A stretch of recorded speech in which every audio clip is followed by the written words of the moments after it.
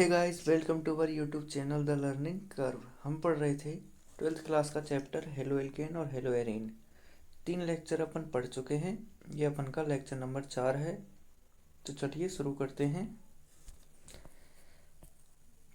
अपन पढ़ रहे थे एल्किल हैलाइड के विरचन की विधियाँ। फर्स्ट विधि अपन पढ़ चुके हैं। ये अपन की सेकंड विधि है हाइड्रोकार्बनों से। हाइड्रोकार्बनों से एल्किल हैलाइड का निर्माण कैसे होगा देखते हैं। सबसे पहले है एल्केन के मुक्त मूलक हैलोजनीकरण द्वारा। इसमें अपन का एल्केन लेना है और एल्केन को क्लोरीन की उपस्थिति में अभिक्रिया करवानी है। जैसे अपने पास है यहाँ पर ब्यूटेन है। ब्यूटेन की अभिक्रिया अपन कराते हैं क्लोरीन या फिर यूवी लाइट या ताप की उपस्थिति में। तो अपने पास 1 क्लोरो ब्यूटेन और 2 क्लोरो ब्यूटेन प्रोडक्ट प्राप्त होते हैं। ये थी अपन की एल्केन के मुक्त मूलक हैलोजनीकरण द्वारा। नेक्स्ट अभिक्रिया है अपनी एल्कीनों से। एल्किनों से में है अपने पास HX का योग या मार्कोनिकॉफ नियम। ये मार्कोनिकॉफ नियम क्या होता है? जब असम्मित एल्कीन पर हाइड्रोजन हैलाइड की अभिक्रिया कराते हैं, जब असम्मित एल्कीन पर हाइड्रोजन हैलाइड की अभिक्रिया कराते हैं तो हैलोजन द्विबंध के उस कार्बन पर जुड़ता है जहाँ हाइड्रोजन की संख्या कम हो। जैसे यहाँ पर है अपने पास एक हाइड्रोजन, यहाँ पर है 2 हाइड्रोजन। ये अपने पास बीच में एल्कीन है डबल बॉन्ड। तो हैलोजन वहाँ जुड़ेगा जहाँ हाइड्रोजन की संख्या कम हो। यहाँ पर हाइड्रोजन की संख्या 1 है, इसलिए हैलोजन यहाँ जुड़ेगा। इसका एग्जाम्पल देखते हैं अपन। अपने पास है propene CH3 CH double bond CH2।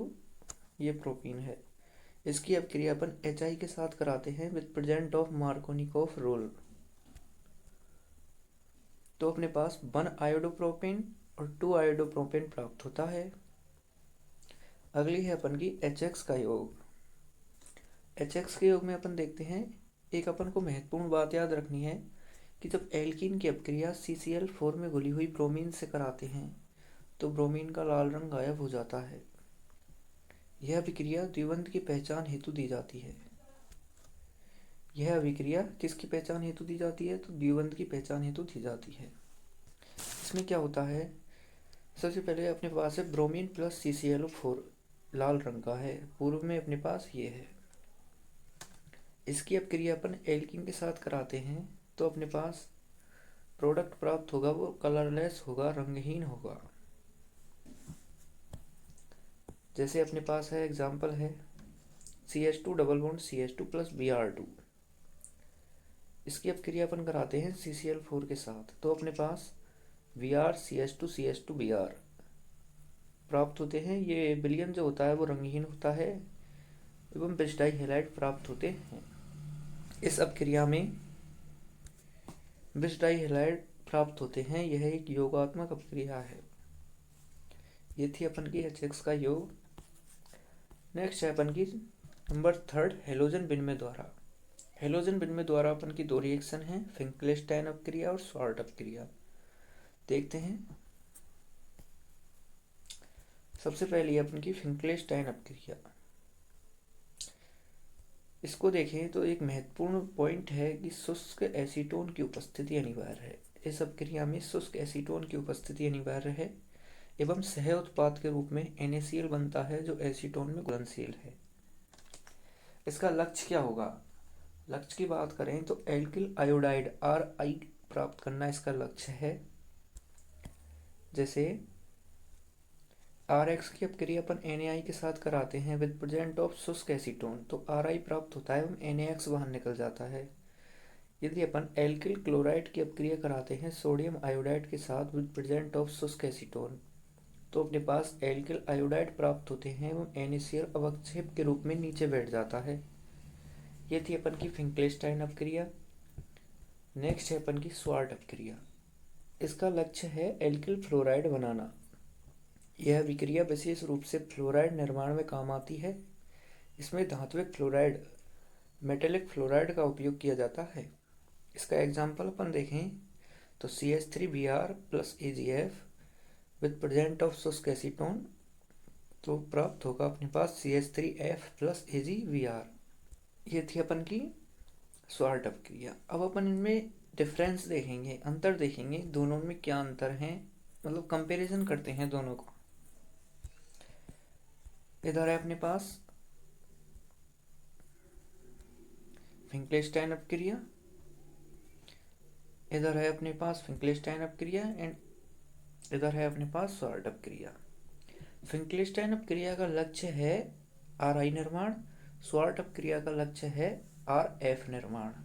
फिंक्लेस्टाइन अपक्रिया में जो रिएजेंट काम में लेते हैं वो NaI प्लस शुष्क एसीटोन है। स्वार्ट अपक्रिया में रिएजेंट लेते हैं धात्विक फ्लोराइड। फिंक्लेस्टाइन अपक्रिया में जो विधि काम में ली जाती है वो सोडियम साल्ट का उपयोग। स्वार्ट अपक्रिया की जो विधि है वो भारी धातुओं का उपयोग करके ली जाती है। दोनों अभिक्रियाएं विनिमय के सिद्धांत पर कार्य करती हैं, ये इनमें एक कॉमन पॉइंट है। ये थी अपन की हेलोइल के निर्माण की विधियां। अब अपन देखते हैं हेलोएरिन का विघटन, हेलोएरिन निर्माण की विधियां। तो शुरू करते हैं।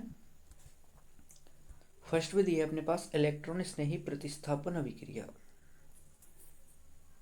ये क्या होती है?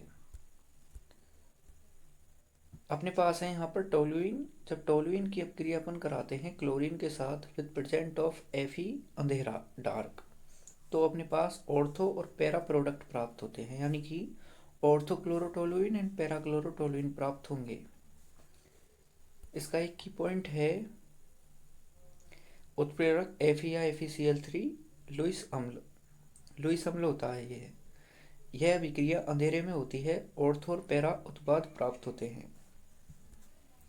अगली है अपन की मुक्त मूलक प्रतिस्थापन अपक्रिया। इसको अपन लाइट में कराते हैं।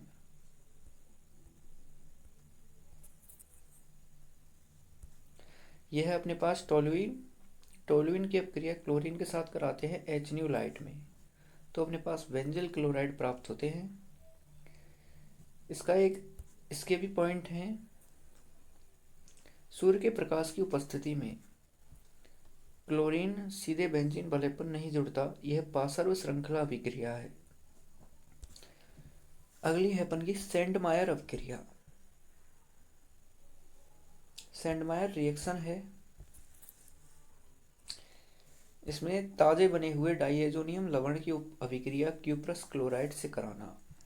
ये अपने पास बेंजीन डाइएजोनियम क्लोराइड है, इसकी अपक्रिया अपन क्यूप्रस क्लोराइड और HCl से कराते हैं तो क्लोरोबेंजीन प्राप्त होता है और N2 सह उत्पाद के रूप में प्राप्त होती है। अगली है एमिनो से डाइएजोनीकरण। ये अपने पास एनिलीन है। एनिलीन की अपक्रिया अपन NaNO2HCl से कराते हैं 273 से 278 केल्विन ताप या फिर 0 से 5 डिग्री सेल्सियस ताप, तो अपने पास बेंजीन डाइएजोनियम क्लोराइड प्राप्त होते हैं। जब एनिलीन की अपक्रिया कम तापमान पर नाइट्रस अम्ल से कराते हैं तो बेंजीन डाइएजोनियम क्लोराइड बनता है।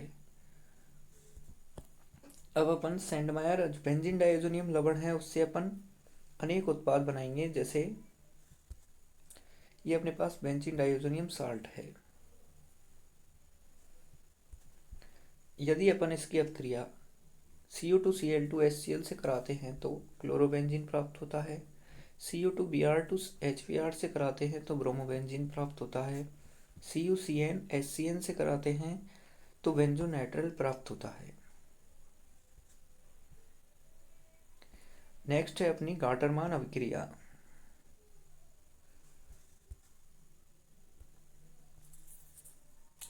सेंडमायर का रूपांतरण, इसमें क्या होता है,